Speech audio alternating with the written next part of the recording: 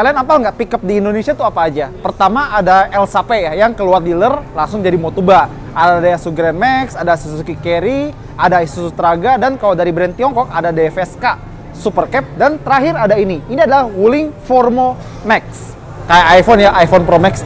Sekarang dia adalah pickup pertama Wuling yang dijual di Indonesia dan harganya mulai 162 juta rupiah sampai 170 juta rupiah. Kelebihan kekurangannya apa aja? Simak video ini.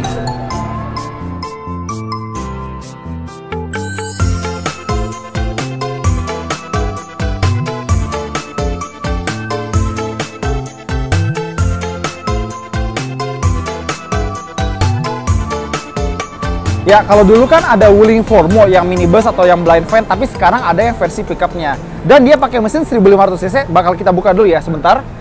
Kita ke sini. Dan kita bisa lihat kalau dia mesinnya memanjang ya, berarti dia penggerak roda belakang. Kita sanggah di sini. Tenaga sama torsinya sebenarnya rata-rata ya 98 tenaga kuda dan 140 Nm. Tapi buat mesin ini Wuling menyarankan ya lebih baik pakai minimal oktan 92. Nah, biasanya kan kalau mobil niaga gini kayak pickup dan lain-lain kan soal running cost murah dan lain-lain, terus durability juga. Tapi untuk itu kan ini mesin sama kayak Formo sama Convero ya. Mungkin kita bisa berkaca pada mobil itu kalau misalnya kita pengen tahu awet nggak, irit nggak, dan kawan-kawan. Tapi satu hal yang cukup diapresiasi adalah dia mungkin adalah pickup pertama di Indonesia yang pakai ABS dan EBD sebagai standar. Jadi buat yang belum tahu, ABS itu mencegah roda terkunci saat pengereman, terutama di jalan basah. Jadi lebih aman. Beneran deh. Kalau bentuk ya ini mobil niaga, gue nggak akan komen banyak-banyak lah. Ini mukanya Formo banget. Tapi buat yang jeli, kan Wuling udah ganti logo ya dari merah kayak gini jadi silver. Ternyata ada alasannya gitu loh.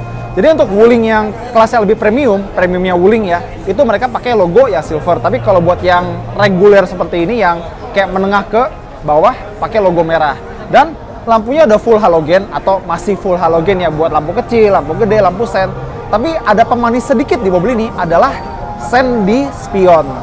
Cukup menarik sih. Sama kayak pickup-pickup lain, dia pakai pelek kaleng dan ukurannya 14 inci. Tapi sedikit yang membedakan adalah ternyata dia pakai baut 5. Dan menurut orang Wuling, ini biar dia bisa nahan beban yang lebih kuat lagi. Karena ini mobil niaga buat kerja, buat usaha. Jadi cocok ya. Karena ini mobil niaga, sekali lagi, mungkin kita harus bahas sasisnya juga. Karena ada sedikit perubahan yang cukup mendasar. Karena kan Formo itu ada bentuk van, ada bentuk pickup kayak gini. Nah, pas diubah jadi pickup, mereka bikin sasisnya jadi lebih tebal biar lebih kuat kalau dikasih muatan terutama di bagian belakang.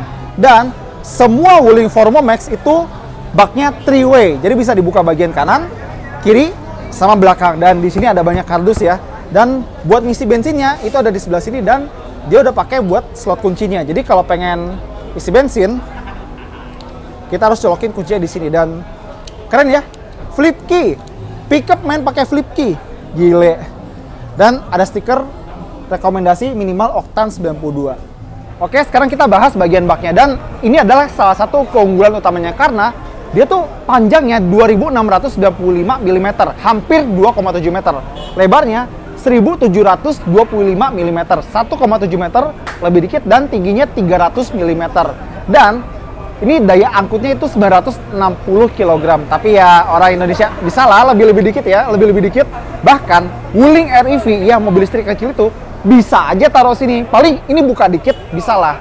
Wuling REV itu kira-kira 1 ton lebih dikit lah. Jadi bisa taruh sini kalau mau. Siapa yang berani coba? Sekarang kita masuk ke dalam.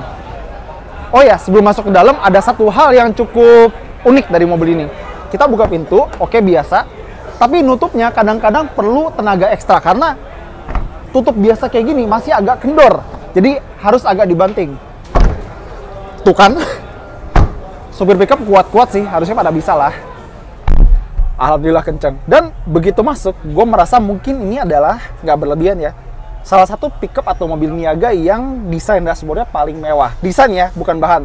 Kalau bahan mah jelas, ini mobil niaga, what do you expect? Tapi beberapa kelengkapannya gue nggak expect di sebuah mobil niaga. Contoh, 2 jok dengan headrest yang bisa diatur. Biasanya kayak gini kan di mobil passenger biasa ya, bukan mobil niaga. Dan sabuk pengaman 3 titik dengan auto retract. Kadang-kadang mobil lain cuma 2 titik, dan kalaupun 3 titik, kita harus atur sendiri panjang sabuknya. Paling kalau dibandingin sama mobil-mobil lain, dia nggak bisa 3-seater ya, trade off lah, plus minus lah. Dan dia pakai transmisi manual 5 percepatan yang kurang lebih sama kayak Formo biasa dan Convero. Rem tangan manual, ada kantong cup holder di sini, ada kantong lagi di sini, dan ada kantong lagi di sini.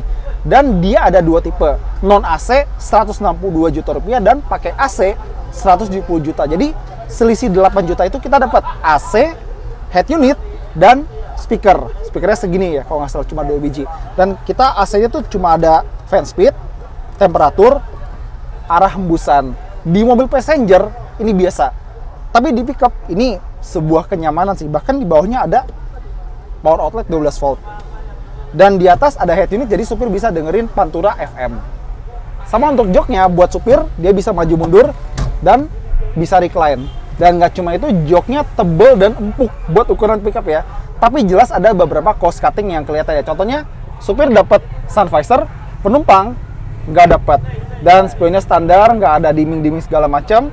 Tapi satu hal yang cukup diapresiasi selain flip key ini, dia udah punya power window buat dua-duanya, buat supir sama buat penumpang. Dan buat supir, auto. Gila men, ini pickup. Dan nggak cuma auto turun, auto naik juga.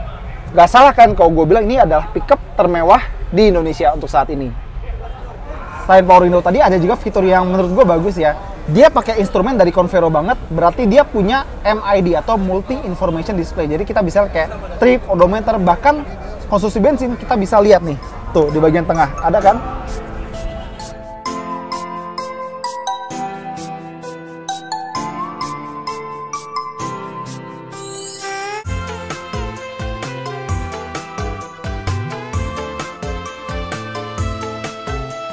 Oke, jadi apa kesimpulannya? Jadi Wuling tuh cukup berani atau malah sangat berani untuk terjun ke segmen niaga, segmen pickup di Indonesia yang persaingannya sengit dan sangat berdarah-darah. Apalagi customer-nya biasanya nggak mau ngelirik pemain baru. Apalagi ada rajanya di sini. Nah, Wuling tahu udah ngelihat rajanya, dia harus hadir dengan beberapa fasilitas yang lebih baik daripada pemimpin di kelasnya. Contoh, baknya lebih lega, kabinnya lebih nyaman, fasilitas lebih banyak, dan teknologi selamatannya juga lebih bagus.